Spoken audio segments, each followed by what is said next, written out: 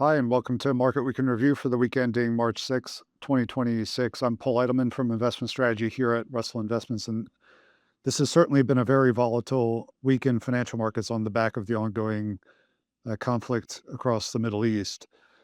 For investors, really the primary transmission mechanism of the conflict onto financial markets is from energy prices, and we have had a notable increase in energy prices this week.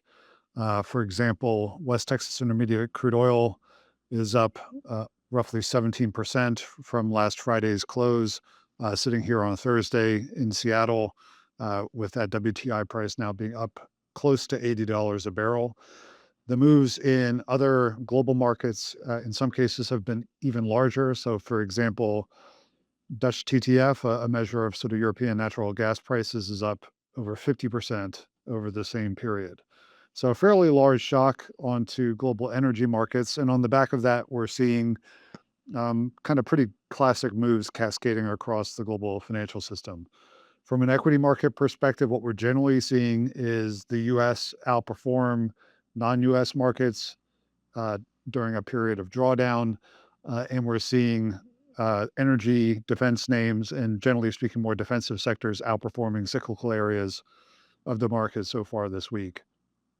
So to give some numbers to that, through Thursday's close here in Seattle, the S&P 500 index is down, but only 0.7%. In Europe, the drawdowns are somewhat larger. The Euro Stock 600 index, for example, is trading down roughly 4.5% on the week through Thursday's close. And the biggest sell-offs have been in the emerging markets, where we've had quite a lot of volatility. Again, through Thursday's close, the emerging markets index, as measured by MSCI, is down roughly 8% on the week, with particularly large moves in some economies like South Korea. Generally speaking, that ordering at least makes sense given the relative sensitivities of each of these markets to energy shocks out of the Middle East. The United States, for example, today is a net exporter of oil, and is much more resilient to these issues than it was 4 or 5 decades ago. Moving away from equity markets, on the fixed income side, we've had interest rates move up globally. We think some of that is a reset of yields, which had fallen an awful lot globally ahead of the weekend on the back of concerns over AI disruption. But some of it as well is an impulse from this conflict, where investors are having to think more seriously about inflation risks over the short to medium term and what that could mean in terms of a potential hawkish shift from some global central banks that need to consider this new inflation impulse onto the global economy. So when we look at sovereign rates markets globally, the US, we're seeing yields higher at the 10-year point of the curve by about 18 basis points on the week through Thursday, with similar moves in Germany and somewhat larger moves in the United Kingdom, which is quite sensitive to developments in natural gas prices. The UK 10-year gilt yield, for example, is up 31 basis points on the week. So quite a bit about volatility across financial markets. I would emphasize, though, on the fundamental side of the equation, the global picture does look pretty solid, as best as we can tell going into this conflict. We're recording this video ahead of the important U.S. jobs report for the month of February. But generally speaking, U.S. and global fundamentals have been solid, if not accelerating, coming into this shock. In terms of earnings, for example, we've been in a global earnings upgrade cycle now for several months.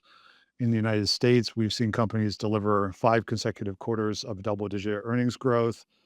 And from an economic perspective, this week we got two business surveys from the Institute for Supply Management. And when we kind of mashed them together in our macro models, they look to be consistent with the US economy, that into the end of February was growing and accelerating towards a sort of 3% real GDP growth pace. So I think that's important. It certainly doesn't rule out a material disruption from the Middle East, but it does suggest that solid fundamentals were kind of there as an important foundation to absorb what's happening right now to energy prices.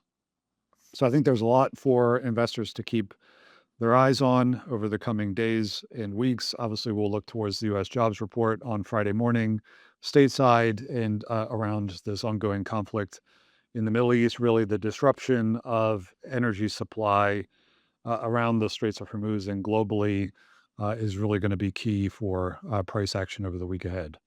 That's all we have for this week. Thanks for tuning in. Hi, I'm Sophie Antal-Gibert, Head of Portfolio and Business Consulting at Russell Investments. If you liked what you just saw and heard, consider subscribing to our YouTube channel or check us out on LinkedIn. Thanks for tuning in.